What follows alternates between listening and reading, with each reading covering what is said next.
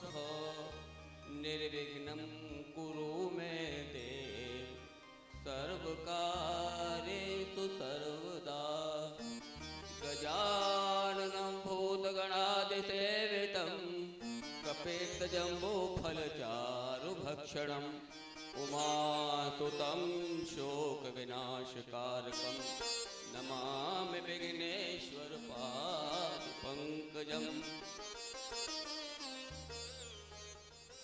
पीठासीन व्यासपीठ पर विराजमान परम श्रद्धेय प्रातः स्मरणीय महाराज श्री 108 श्री नारायण दास जी महाराज जी, आज उनकी असीम कृपा हम सब लोग के ऊपर बरस रही है। उनकी छत्र छाया में उनके चरणों में विराजमान होकर के हम सब माटवासी और गांववासी उनके मुखारविंद से परात्पर भगवान श्री कृष्ण की लीला को, उनके जो बांग में भागवत पुराण है उसका श्रवण कर रहे हैं। हम सब सद्भाग्यशाली हैं जिनके मुख से हम इस कथा का श्रवण कर रहे हैं। उनके बारे में कितना भी कहा जाए उतना ही थोड़ा है। उड़ीसा प्रांत के रहने वाले, वहाँ उनका जन्म हुआ, शिक्षा सब कुछ हुआ, लेकिन उनके मन में भावना आई कि भाई यहाँ कुछ नहीं है, मुझे तो ब्रज में चलना चाहिए और ब्रजवासियों की सेवा करनी चाहिए। ऐसा दृढ़ संकल्प आने पर अपनी जन्मभूमि उड़ीसा को छोड़ करके हम सब ब्रजवासियों को कृतभाग करने के लिए यहाँ पधारे हैं। वे बड़े ही सरल संत हैं और भागवत पर उनका पूरा ही एक छत्र अधिकार जैसा है। इसके अलावा अन्य जो शास्त्र हैं उनका भी उनको विशेष ज्ञान है।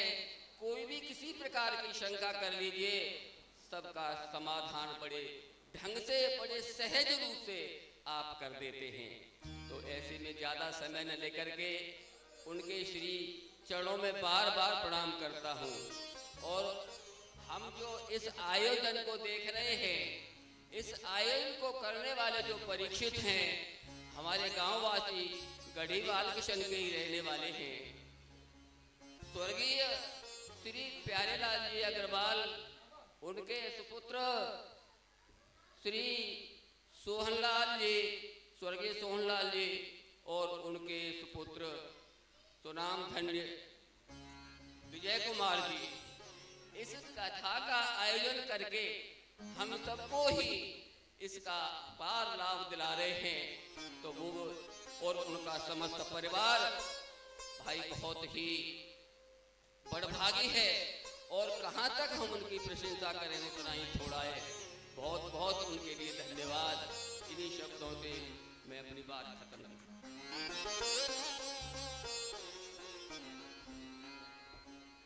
बोलिए वृंदावन में हरिलाल की, रामचंद्र भगवान की जय। जय जय श्री सीताराम।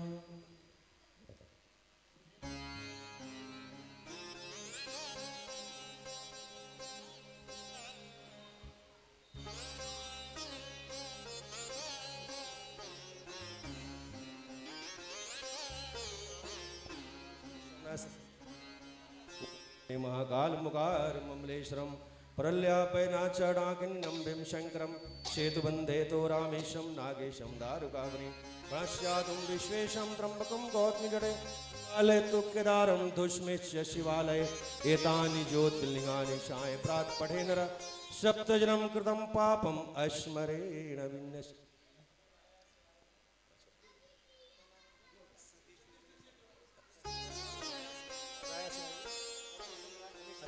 सतीश चंद्र मिश्रा जी हमारे राया से आए हुए हैं, उनको भेंट की जा रही है जी।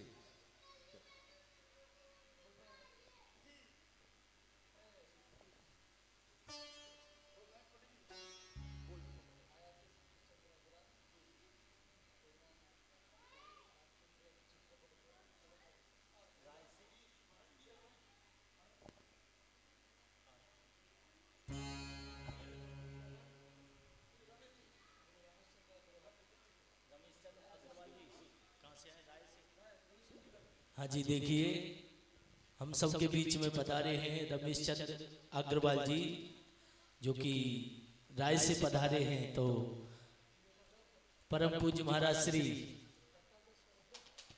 और पटका पहना करके स्वागत कर रहे हैं, और आप लोग भी ताली बजा के स्वागत करें। बोलिए रामचंद्र भगवान की जय। जय जय श्री सीताराम।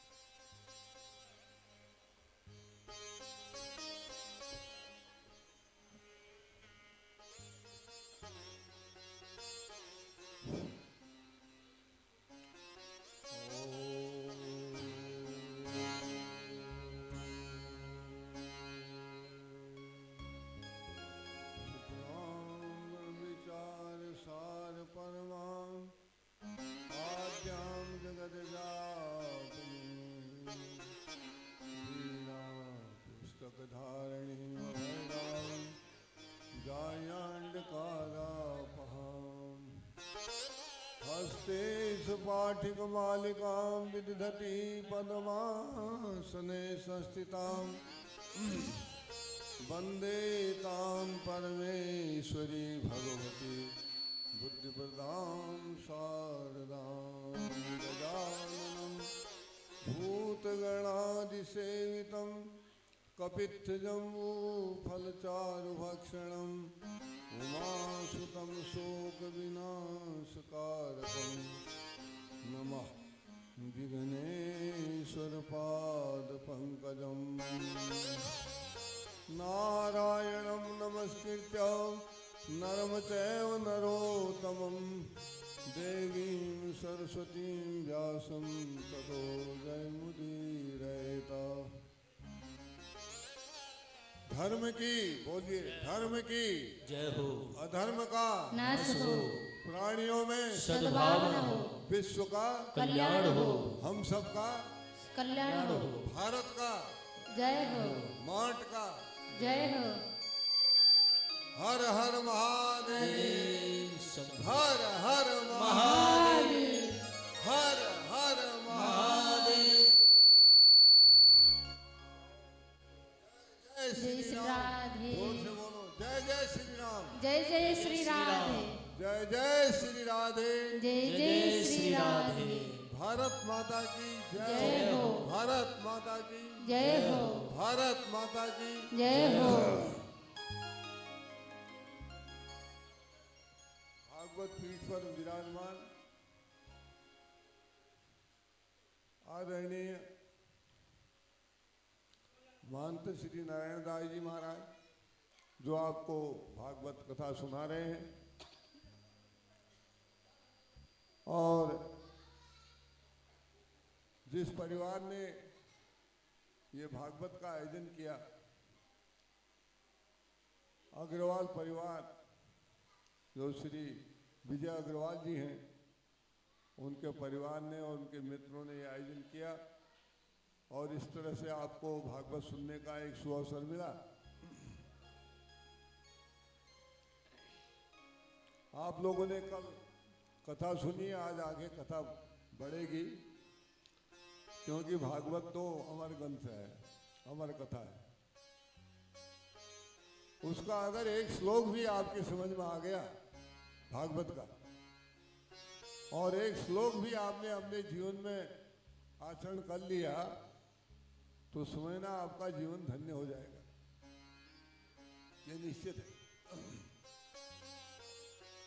ये विशेष बात यह है कि ये भागवत जो हो रही है, ये मातृ पक्ष में हो रही है। जगदम्बा माँ संसार में माँ एक ऐसा शब्द है, माँ कहते ही हम पवित्र हो जाते हैं। माँ कहने से हमारी वासना भी दूर हो जाती है। माँ शब्द में वह शक्ति है।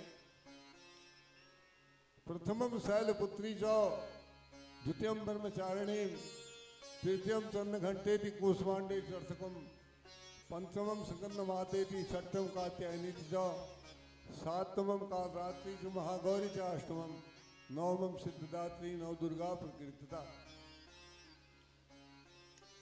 अगर देवी दुर्गा को हम भारतीय संस्कृति से निकाल दें तो भारतीय संस्कृति जीरो हो जाएगी। जगदम्बा आज कात्यायनी का दिन है,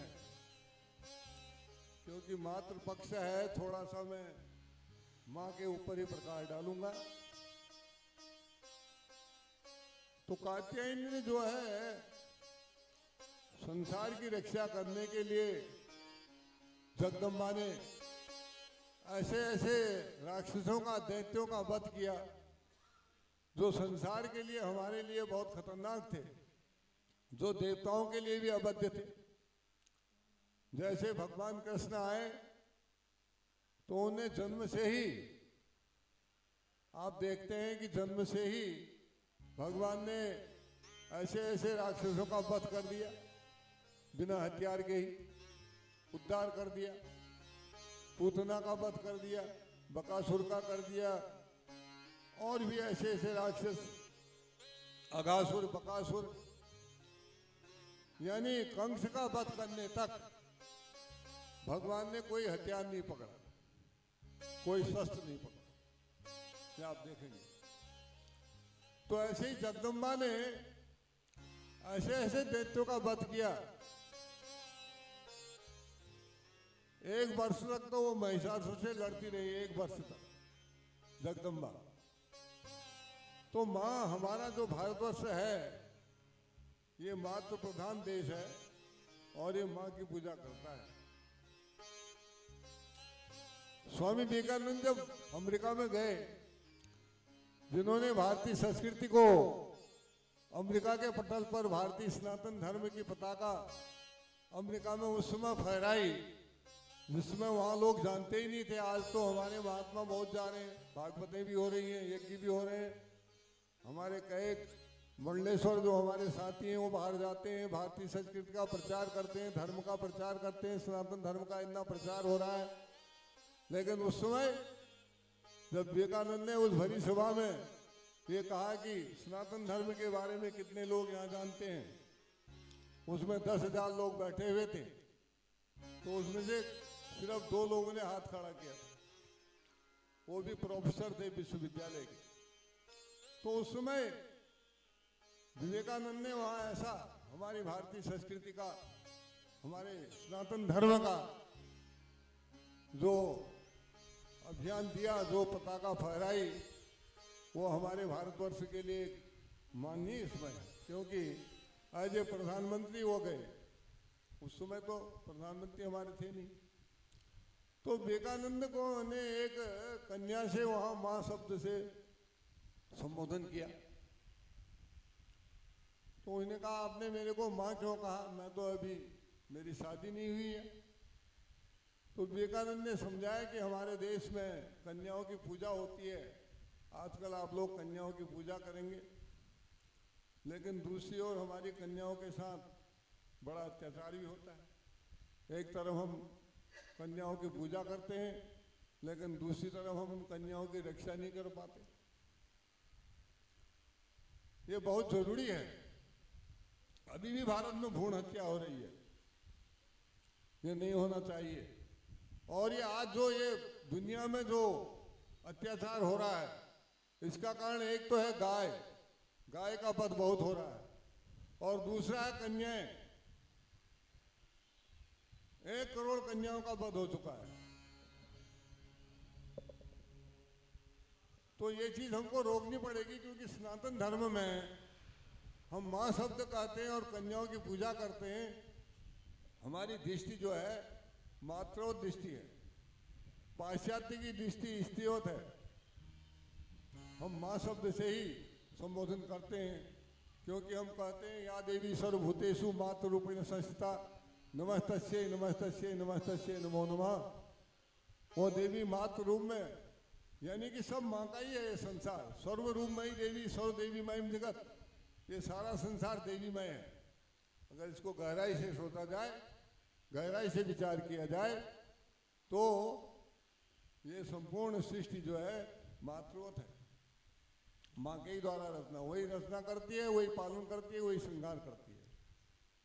इसका विवरण जो है पुराणों में है। मार्कंडेय पुराण में पूरा देवी के बारे में ही है। दुर्गा सप्तशती जो है वो मार्कंडेय पुराण की है। और जो यहाँ हम जय श्री राधे कहते हैं, राधे का नाम भागवत में नहीं है। राधे का जो विवरण है वो वेद व्यास ने देवी भागवत में ही किया है। उनको वहाँ पंचम प्रकृति के रूप में प्रतिपादित किया है वेद व्यास ने राधा जी को, क्योंकि राधा जी भी उसी शक्ति के अवतार और इस ब्रज की अधिष्ठात्री हैं। लेकिन यहाँ पर जो वृंदावन में है, जो शक्तिपीठ है हमारी कात्यायनी शक्तिपीठ वृंदावन में है, वो बहुत पुरानी पीठ तो वो हो गई है, लेकिन वो कात्यायनी पीठ जो है बाद में केशवानंद भारती जी ने वो बनाया था राधा बाग में, लेकिन पुरानी पीठ कहीं बह गई है, ऐसा मानते हैं लोग। और वहाँ पर जो है वृंदावन में एक विशेष बात यह है, कात्यायनी पीठ में आप देखेंगे तो गणेश जी वहाँ पर रखे हुए हैं।